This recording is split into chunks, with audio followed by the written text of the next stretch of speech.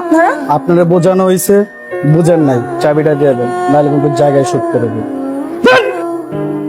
Sir আসসালামু আলাইকুম, আমি আন্নি বলছিলাম। আপনার সাথে আমার কিছু কথা আছে। আপনার ছেলে আমার একটা গাড়ি ছিনতাই করেছে। আমার ছেলে, তুমি যেটা বলছো সেটা ভেবে বলছো তো? স্যার আমি 100% শিওর আমার গাড়ি। তো আমি জানি কিছুদিন আগে আমি একটা পুরনো মডেলের মার্সিডিজের গাড়ি কিনি। আপনার ছেলে অনেক টাকার বিনিময়ে গাড়িটা আমার কাছ থেকে কিনতে চেয়েছিল, কিন্তু আমার অনেক শখের গাড়ি তো আমি বিক্রি করিনি, তাই সে ছিনতাই করে গাড়িটি নিয়ে যায়। আমি বুঝতে পারছি। এই নাও, তোমার গাড়িটা নিচে রাখা আছে।